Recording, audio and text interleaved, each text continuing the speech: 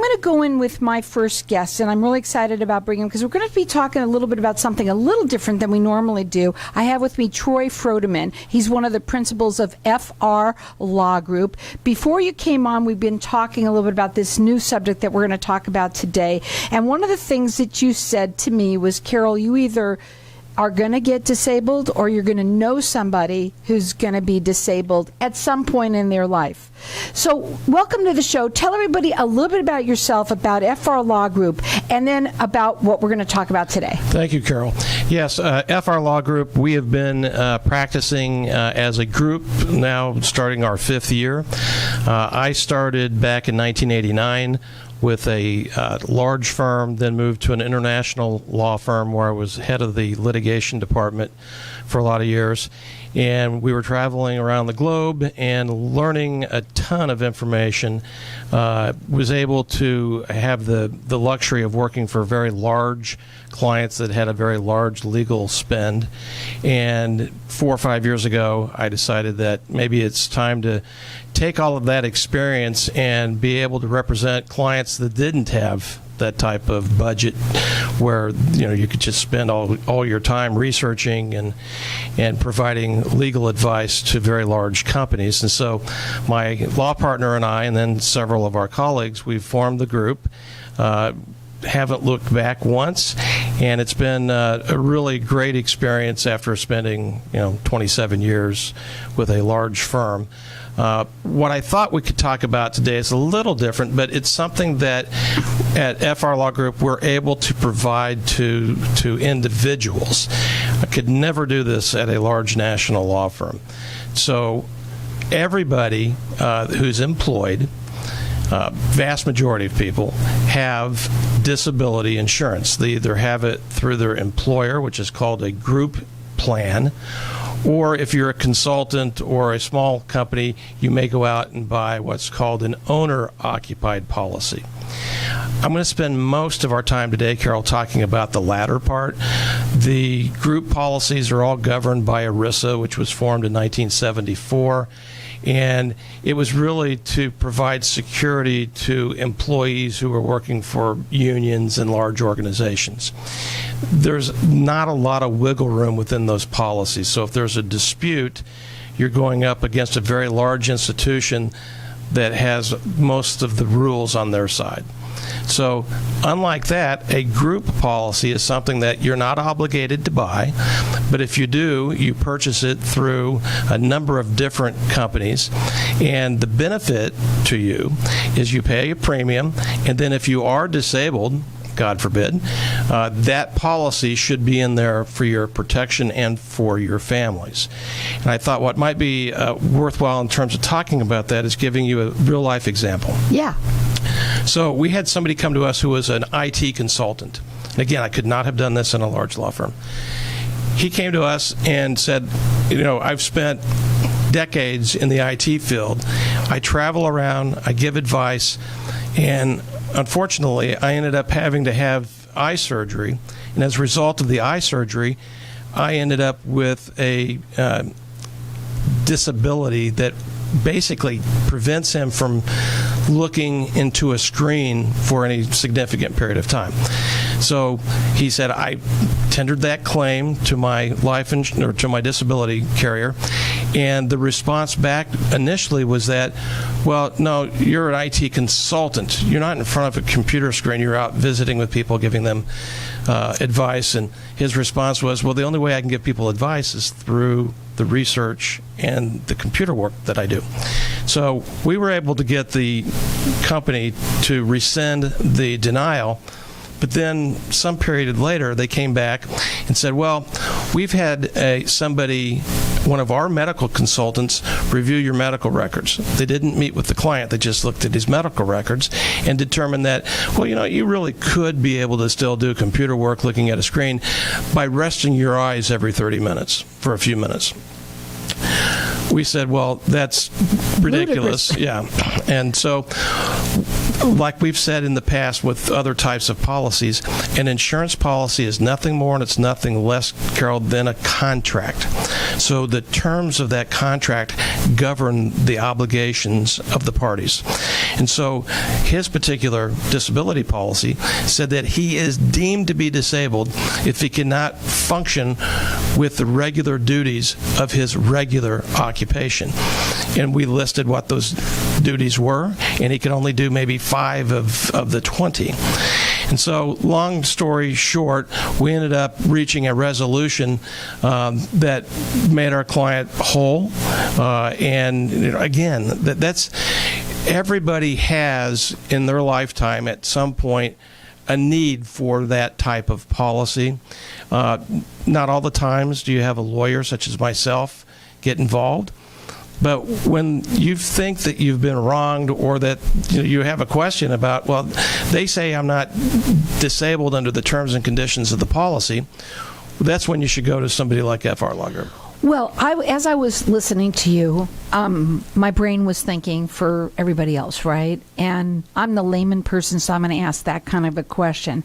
So they're listening. The person that is working, who is the employee, would they be the one that would call you, or is it the firm or the company? Who would be the one that you would make that call to you? It would be the individual, because remember, if you're employed by a company, that company is going to have an ERISA policy. Okay. And so that wouldn't be what's at issue. So they're the ones that they're going to call you. And when you work with people, you do free consultations? Yes.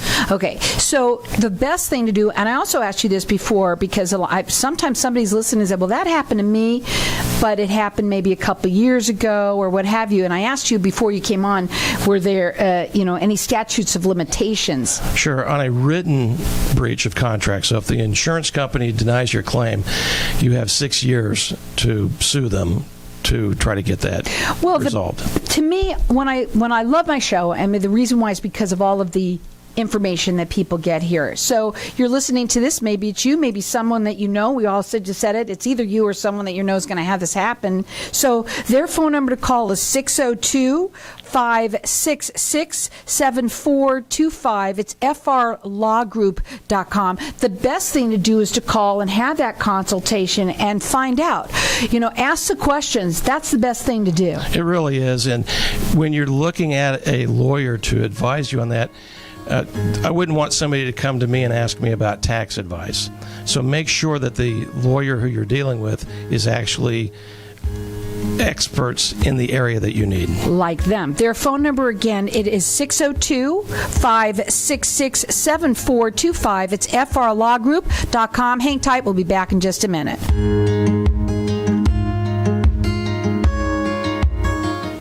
When someone close to you passes, the grief can feel overwhelming. So when it comes time to make the necessary preparations for your loved one, you can rely on Angel Cremation and Burial in Mesa. Our caring and professional staff knows you're going through a lot, so we focus on helping you understand your options.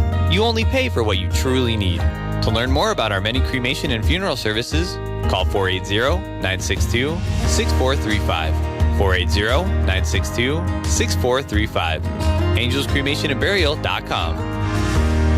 Knowing every client is different, Anna von Strassenberg, CPA, PLLC, prides herself by offering ethical, accurate, and professional guidance when it comes to accounting, tax, and consulting services like tax return preparation, tax projections, proactive tax planning, IRS representation, QuickBooks, Pro Advisors, and more. For more information or to schedule a free consultation, call 480-964-4030. That's 480-964-4030. Services available year-round. ArizonaCPAs.com.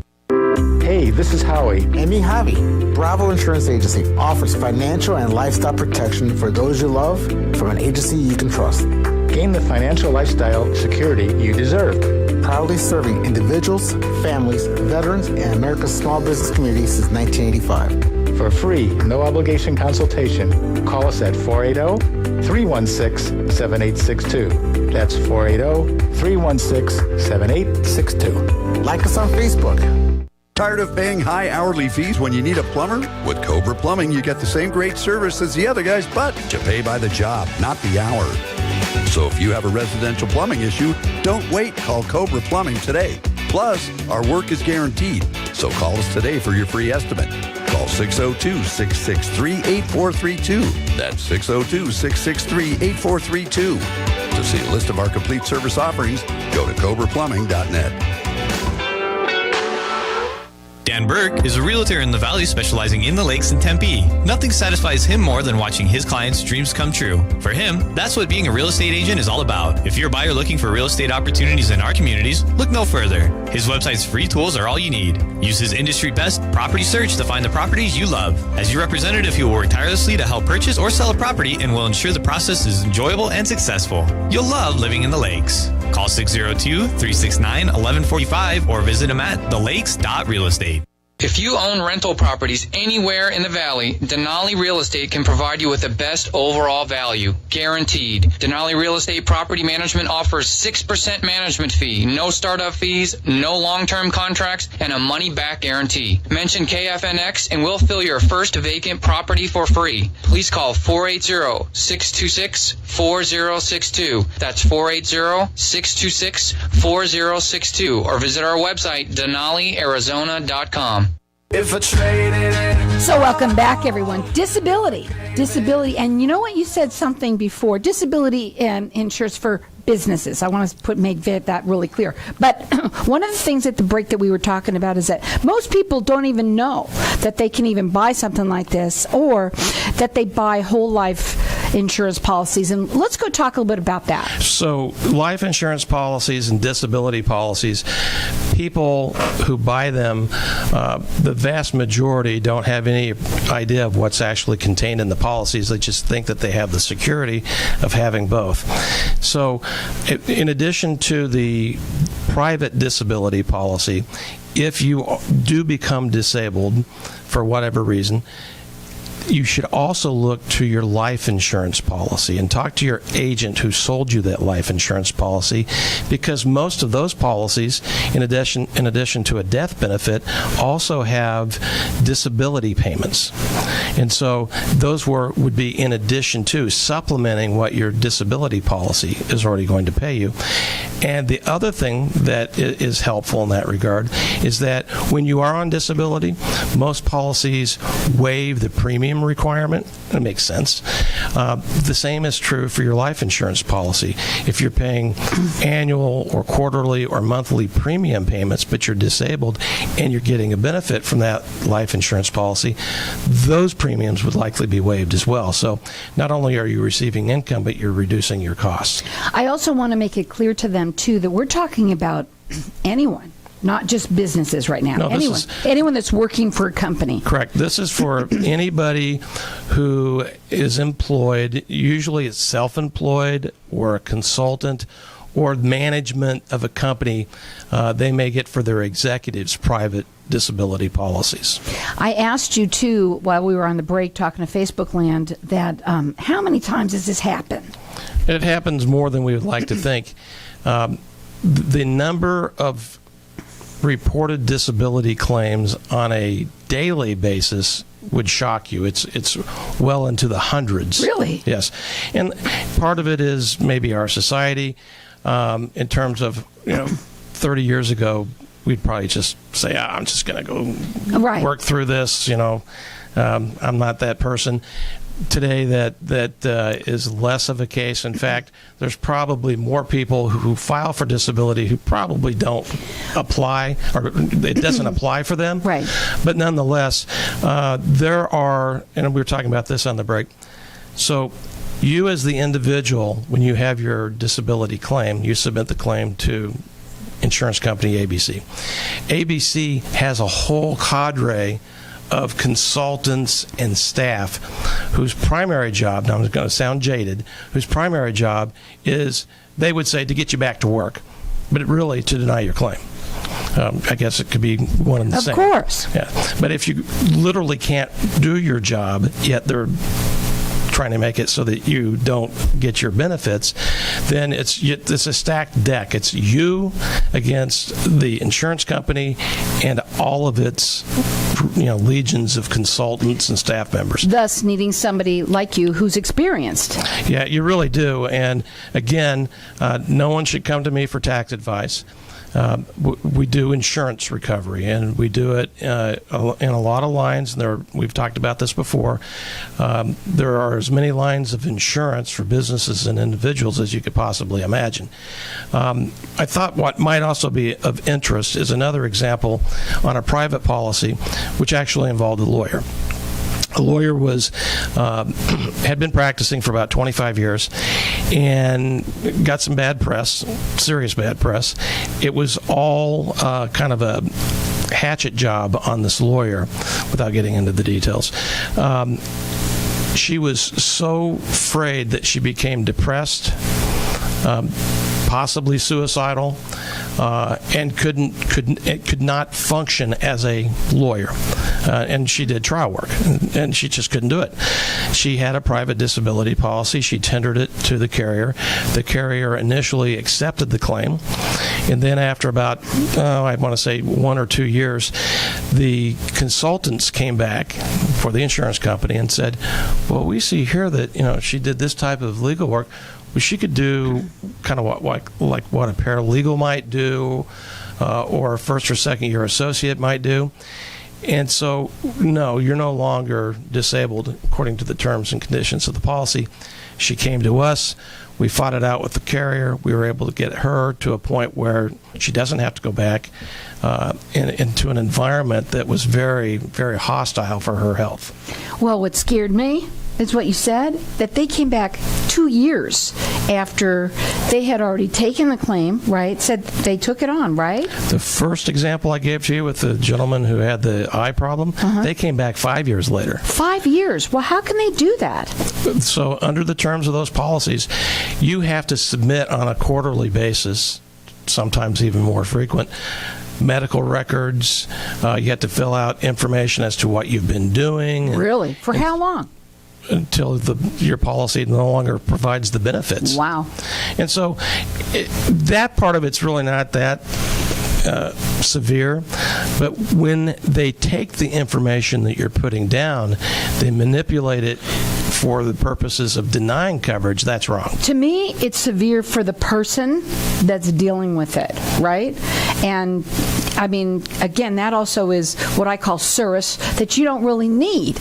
And you have to have somebody that is there for you that is experienced. You have to know your claim. You have to understand the claim. I think that's where it all starts, too. Right. We talked about this, and maybe it's on the break. These cases are all very heavy medical intensive because the insurance company, they have any type of specialized medical consultant that you can imagine that is on their pay to review medical records.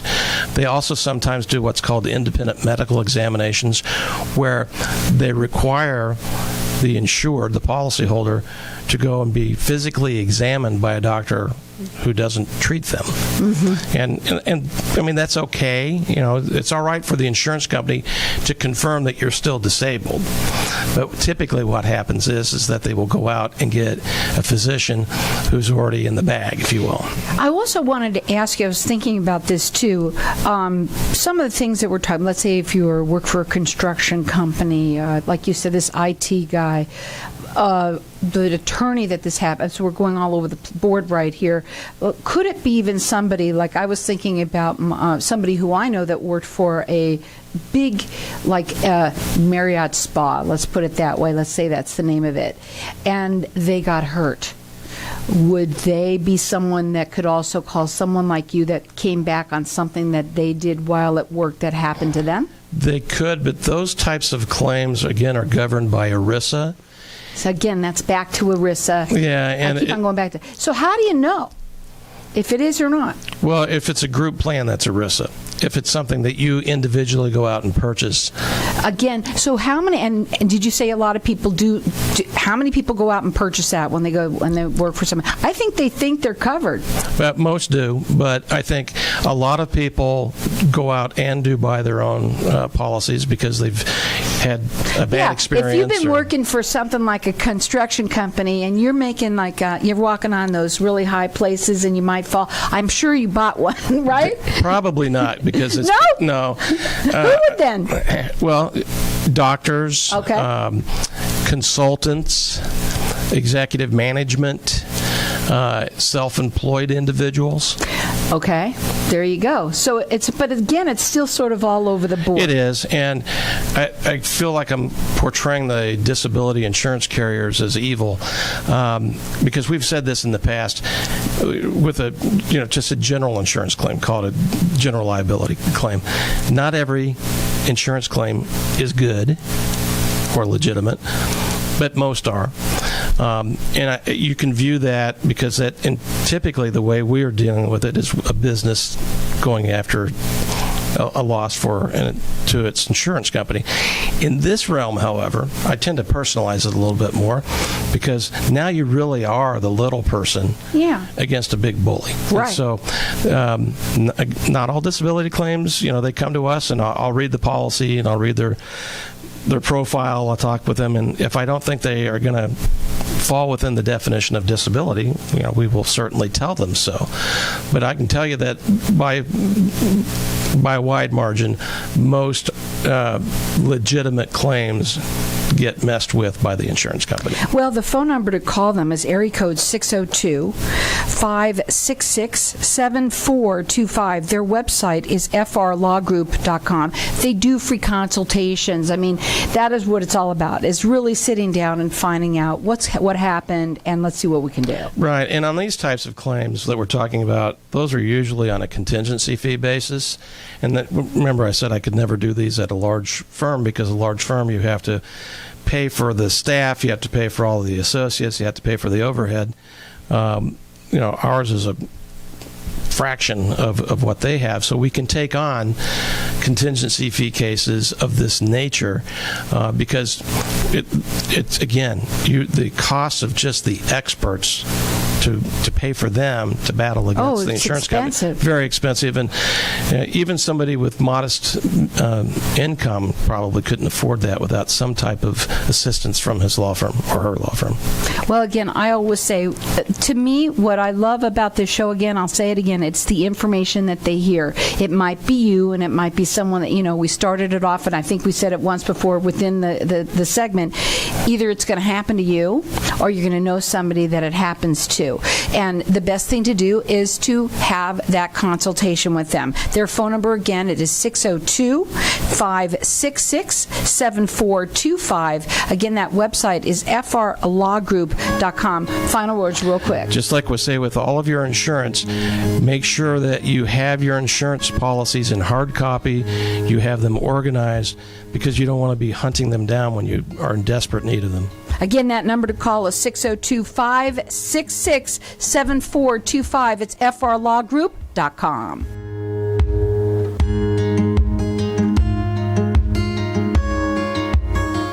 Wow.